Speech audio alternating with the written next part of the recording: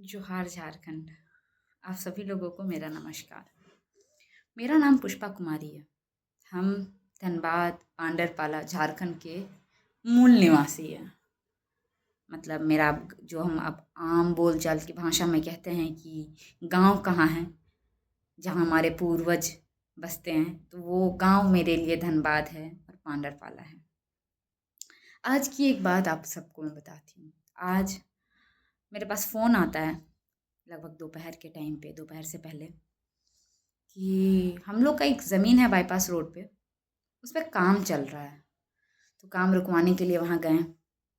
तो हमारे यहाँ के सो कॉल्ड, जिनका नाम तो ऐसे लोग कहते हैं वो बिजनेसमैन है, बट बिजनेस से ज़्यादा उनको वहाँ के लोकल लोगों की ज़मीन की में ज़्यादा इंटरेस्ट है। कुछ दिन पहले वो हमारे गांव का जो ग्राम थाना है उसको हथियाने का कोशिश किए थे, और अभी ये हमारी जो बपौती संपत्ति है उसको, जिनका नाम है मिस्टर रशीद भट्टावाला, जिनके सुपुत्र हमारे प्रॉपर्टी पे जबरन कब्जा कर रहे थे, ये जानते हुए भी कि वो हमारी बपौती संपत्ति है। और उसको लेके ऑलरेडी कोर्ट में केस चल रहा है टाइटल सूट का, कि बंटवारा हो जाए, हमारे जो पूर्वज है जैसे एक पीढ़ी से दूसरे पीढ़ी में ट्रांसफ़र हो, तो उसको लेके। उसके बावजूद वो वहाँ पे काम करवाएं। उसके बाद कहते हैं लेन देन की जो भी बात करनी है कर लो। जब थाना में हम जाते हैं तो थाना प्रभारी भी हमारी बात को एज़ यूजुअल हमेशा की तरह नज़रअंदाज करते हैं और नहीं सुनते। तब मुझे कहा जाता है कि एसपी को फ़ोन करो। मैंने धनबाद एसएसपी को फ़ोन किया, डीएसपी को फ़ोन किया, और किसी भी कारणवश वो फ़ोन नहीं उठा पाए, तो बातचीत नहीं हो पाई। तो बोला गया कि ऑनलाइन सबसे बेस्ट तरीका होता है कि अपनी वॉइस को रेज़ करने के लिए, चूँकि आज डिजिटल मीडिया का ज़माना है, हम ऑनलाइन प्लेटफ़ॉर्म के थ्रू अपनी बात को पहुँचा सकते हैं। तो मैंने ईमेल का सहारा लिया। उस ईमेल में सारी बात को लिखी कि किस प्रकार ये लोग हर कुछ दिन में वहाँ के लोकल लोगों के ज़मीन को हथियाने की कोशिश करते हैं, जिसमें इनकी पहला कोशिश इस कुछ दिन पहले ही हमारे यहाँ के ग्राम थान को कब्जा करने का था। वो भी बहुत एप्लीकेशंस, बहुत कुछ देने के बाद वो जब विफल हुआ, तो अभी ये हमारी बपौती संपत्ति पे कब्जा करने की कोशिश कर रहे हैं। लगभग 100 से ज़्यादा लोग सिर्फ एक बाउंड्री को करने के लिए आए थे, और ये सोचा समझा चाल था कि उनको पता था कि ज़मीन जिसका है भाई वो तो आएगा ही अपनी आपत्ति को जताने के लिए। तो वो पहले से ही मानसिक रूप से तैयार थे लड़ाई झगड़ा के लिए। दुख की बात ये है कि ये तो वो असामाजिक तत्व हैं जिनको जिनका हमको लगता है कभी गलती से शायद गलती हुई होगी, और अब उनका पेशा बन गया है ज़मीन को हथियाना और ज़बरन कब्जा करना। लोकल लोगों के जो, खास करके हम लोकल लोगों का बात इसलिए बोल रहे हैं और बार बार लोकल शब्द इसलिए यूज़ कर रहे हैं क्योंकि ज़मीन मोस्ट प्रोबेबली बड़े एरिया में या फिर लार्ज साइज़ में जो लैंड होल्डर्स होते हैं वो लोकल लोग होते हैं, क्योंकि वो वहीं के होते हैं। तो उनके पास चूँकि पहले खेती बाड़ी होती थी, तो ज़मीन उन्हीं का होता है। भले ही आज 6 लेन हो या 8 लेन हो, लेकिन वासिंदे तो जो है उन्हीं का रहेगा संपत्ति। अचानक से तो वो बिजनेसमैन या किसी और वर्ग के पास नहीं चला जाएगा, चाहे वो किसान वर्ग हो, चाहे वो आदिवासी हो, चाहे वो कोई भी हो, जो पहले के थे उन्हीं के संपत्ति है। तो दुख इस बात का है, ठीक है। लोग कहते हैं कि जातिवाद नहीं करना चाहिए, धर्मवाद नहीं करना चाहिए, आपस में भेदभाव नहीं करना चाहिए, नफरत की भावना नहीं फैलानी चाहिए। एक बात बताओ, मैं धनबाद सिटी स्कूल से पढ़ी हूँ, और 2 से 12 तक धनबाद सिटी स्कूल में पढ़ी हूँ, और मेरे क्लास में 98% मुस्लिम बच्चे थे। पूरे क्लास में सिर्फ 2 हिंदू लड़कियाँ थी, ठीक है, 12 तक में 2, और 10th तक में 3 लड़कियाँ थी, और बाकी सारे मुस्लिम्स थे। लड़का सिर्फ एक हिंदू लड़का था, बाकी सारे मुस्लिम्स थे। बट पर्सनली मुझे कभी किसी तरह से कोई आपत्ति नहीं हुई किसी अलग जाति विशेष से, या किसी अलग समुदाय से, या किसी अलग धर्म के लोगों से। बल्कि मैं ईद में गई हूँ, वो मेरे साथ मेरे घर होली में आए हैं, ठीक है। तो बात जाति और धर्म की नहीं है, लेकिन कुछ लोग, चाहे वो रशीद भट्टा वाला हो, चाहे और भी अन्य लोग हैं, ठीक है, जो उस नफ़रत की भावना को ना उत्पन्न करते हैं। आज मेरे पिताजी हमारी बपौती संपत्ति में जाते हैं, और वहाँ पे उनको अगर कोई बोलता है कि यहीं पैदा हुए हैं, तुमको चीर देंगे, तो सोचो तुम्हारा खून में साले इतना गर्मी अगर तुम्हारा वहाँ पैदा होने से है, तो हम तो इसी माटी के हैं, तुम तो आके बसे हो। कोई पाकिस्तान का आदमी अगर 8 साल अगर इंडिया में रह जाए तो वो इंडियन नहीं हो सकता, ठीक है। हाँ, आप यहाँ के निवासी बन सकते हैं एक जो एलिजिबिलिटी क्राइटेरिया है उसको पूरा करने के बाद, लेकिन अगर आपके अंदर उतना घमंड हो सकता है तो जो यहीं का है उसके अंदर कितना घमंड होना चाहिए। भेदभाव की भावना तो आप उत्पन्न कर रहे हैं कि द्वेष, ईर्ष्या, और अगर गुस्से में इंसान आ जाए ना तो सिर्फ आप ही के खून में गर्मी नहीं, यकीन मानिए यहाँ के लोगों में भी खूब गर्मी है। और शायद इसी गर्मी और इसी द्वेष, इसी नफरत, इसी शोषण के वजह से नेपाल एक बहुत अच्छा उदाहरण है जहाँ बदलाव के नाम पे क्या हो रहा है, एक नई राजनीति सामने आई, एक युवा सामने आया, आवाज़ बन के जनता के शोषित और पीड़ित वर्ग का। और वैसा ही हमारे यहाँ झारखंड में जयराम महतो जी आए। हम ये नहीं कह रहे हैं कि वो कितने अच्छे कितने, पर वो आवाज़ बन, उन्होंने वो बात बोली जो जिस चीज़ से लोग पीड़ित हैं, जिस चीज़ को लोग झेल रहे थे। लोग कहते हैं कि व्यवस्था में लोग विश्वास नहीं रखते हैं। व्यवस्था में विश्वास रखने वाला कर्म करेंगे तब तो विश्वास रखा जाएगा। थाना प्रभारी का काम है समस्या का समाधान करना। थाना प्रभारी बोलता है ज़मीन बेच दो, हमको समझ में नहीं आता है। तुम लोग को दूसरा मतलब seriously man, you are meant to protect us, you are meant to maintain law and order, but करते क्या हो एग्जैक्टली? लोग कहते हैं क्या अंतर है बिहार और झारखंड में? कोई अंतर नहीं है, लगभग एक जैसे ही हैं। लेकिन शायद ही कोई झारखंड का व्यक्ति ऐसा हो सकता है जो वहाँ जाके 20 साल रहने के बाद वहाँ पे वहाँ के लोगों का अधिकार का हनन करने के बारे में सोचेगा। लेकिन हमारे आसपास बहुत सारे ऐसे लोग हैं जो मेरे साथ मेरे ही परिवार का हिस्सा बन के, मेरे ही अगल बगल में घुल मिलने के बाद मेरे ही अधिकारों का हनन करने की कोशिश कर रहे हैं।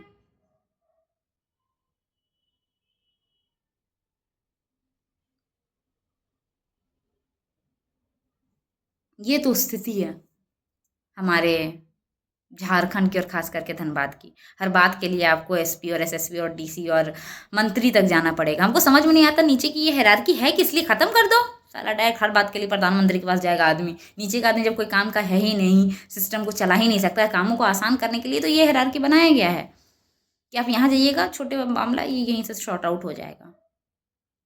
लेकिन शायद वो जो हायरार्की बनाया गया, वो हायरार्की जो डाउन लेवल पे है, जो नीचे निचले स्तर पे है, वो अपना कार्य को कर ही नहीं रही है।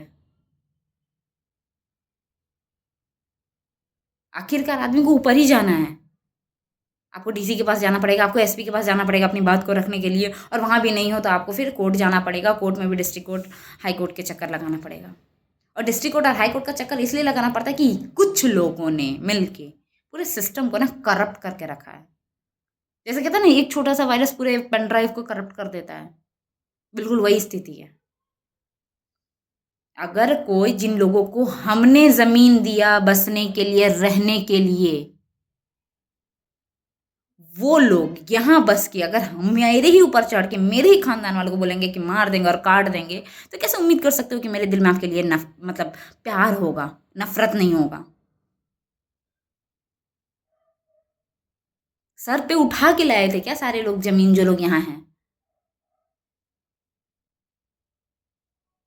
मुझे सबसे आपत्ति नहीं है, बहुत अच्छे लोग भी हैं जो कदम से कदम मिला के सुख और दुख में हमारे साथ चल रहे हैं। लेकिन मैं बात उन डबल स्टैंडर्ड लोगों की कर रही हूं जो जिस थाली में खाते हैं उस थाली में छेद करते हैं। जब कोई काम होता है तब शायद हम एक नजर आते हैं, लेकिन खंजर भोगते टाइम उनको अगर कोई दूसरा व्यक्ति सामने मिल जाता है जो उनकी जाति का या फिर उनके धर्म का हो, तो वो शायद ज़्यादा अपना लगने लगता है। वो भूल जाते हैं हमारे द्वारा किया गया एहसान।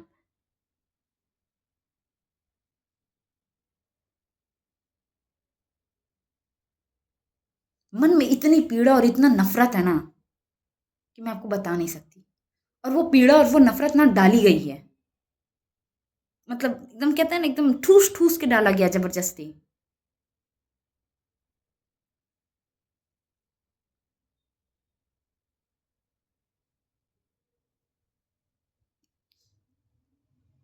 प्लान करके जिसकी जमीन उसी को फंसाया जाए। सीरियसली।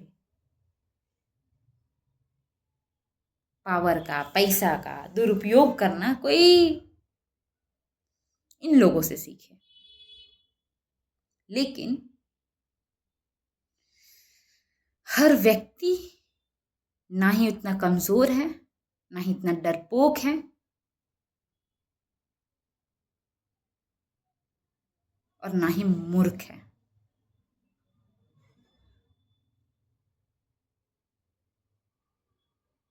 और अपने आप को सर्वशक्तिमान और शक्तिशाली समझना बेवकूफ़ी है।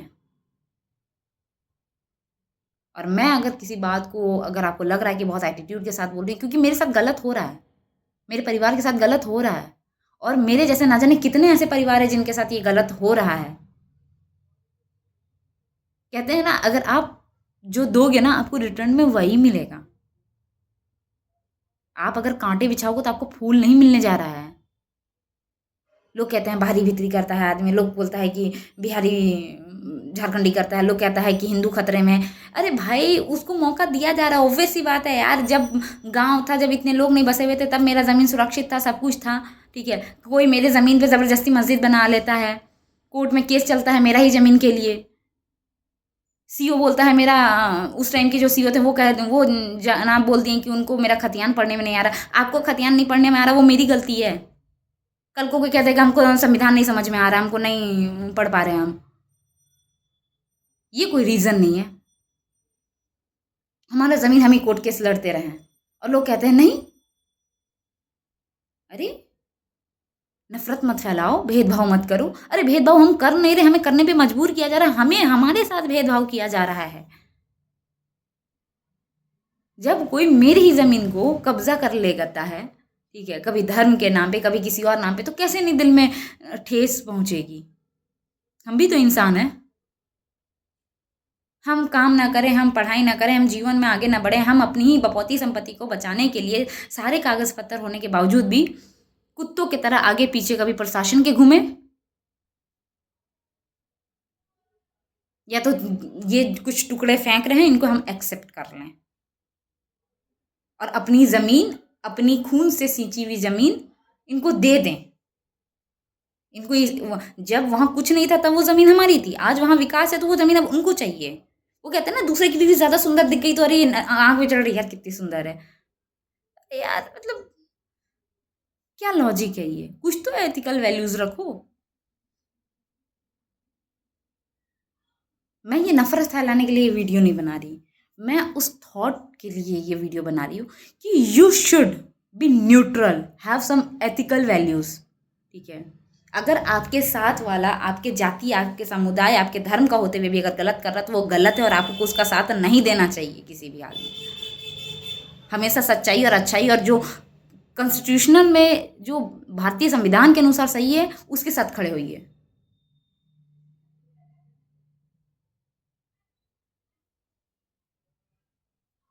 आम व्यक्ति गलत नहीं है, कुछ लोग हैं, कुछ गिने चुने लोग हैं जो पूरे समाज को खराब करने की कोशिश करते हैं, और उन गिने चुने लोगों के ना बहकावे में हम आ जाते हैं। कभी कभी हम यही कहना चाहते हैं, अगर मेरी ज़मीन है, मेरे साथ कुछ गलत हो रहा है, तो वहाँ पे अगर मेरी ज़मीन बाईपास रोड में कोई ऐसी जगह पे है जहाँ अगल बगल में मुस्लिम समाज के लोग ज़्यादा रहते हैं, तो उनको भी मेरा साथ देना चाहिए कि नहीं, आपके साथ गलत हो रहा है, हम आपके साथ खड़े हैं। हम और आप एक हैं, न्याय के साथ हैं, अन्याय के विरोध हैं। ना कि सिर्फ इस आधार पे कि गलत करने वाला मेरे समाज का है और जो लड़ रहा है वो दूसरे समाज का है, तो मतलब बाय डिफ़ॉल्ट मेरा समाज का है तो हम इसका साथ देंगे, ठीक है। चाहे वो गलत कर रहा है, चाहे वो कुछ भी कर दे, कोई फ़र्क नहीं पड़ता है।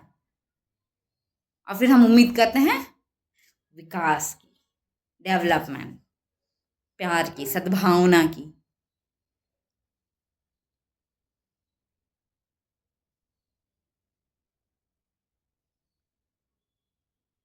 मेरा इतना बोलने का इच्छा नहीं था, लेकिन जब कोई आपके पिता को अगर ऐसा कह दे कि चीर के रख देंगे, यकीनन बताओ आपके मन से क्या निकलेगा।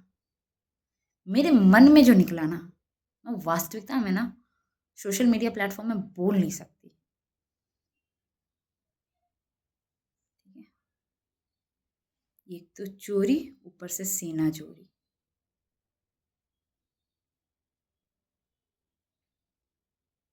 जितना दिमाग गलत काम करने में लोग लगा देते हैं ना, इतना दिमाग अगर कुछ अच्छा करने में लगा देते हैं ना, तो शायद धनबाद एक विकसित शहर में होता। वहाँ के लोगों को मजदूरी करने के लिए और 10-10 हज़ार के लिए दर-दर का ठोकर नहीं खाना पड़ता।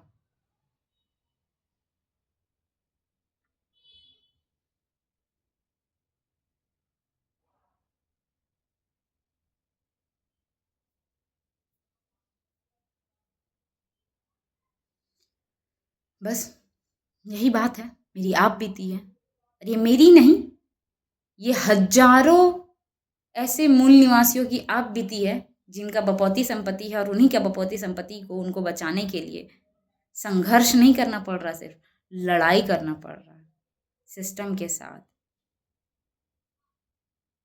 लोगों के साथ।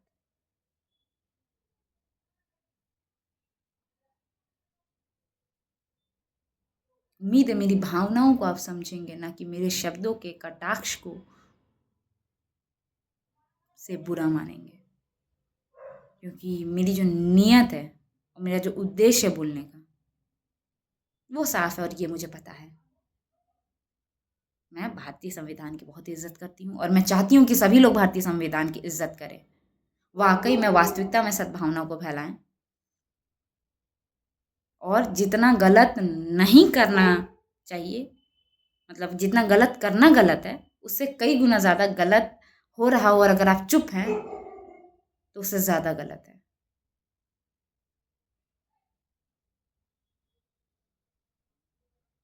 हमेशा से कहते हैं शिक्षा का मतलब सिर्फ नौकरी नहीं है, शिक्षा का मतलब सिर्फ नौकरी पाने के लिए या जीवन यापन करने का एक तरीका नहीं है जिसे पाया जा सके। शिक्षा का मतलब है गलत के खिलाफ खड़ा होना, अपनी आवाज़ को उठाना और सही और गलत में फ़र्क कर पाना, सोचने समझने की क्षमता को डेवलप करना है शिक्षा। गलत को गलत बोलना और सही को सही बोलना है शिक्षा। और शायद यही हमारा सबका धर्म सिखाता है, चाहे वो हिंदू हो, चाहे वो मुस्लिम हो, चाहे वो सिख हो।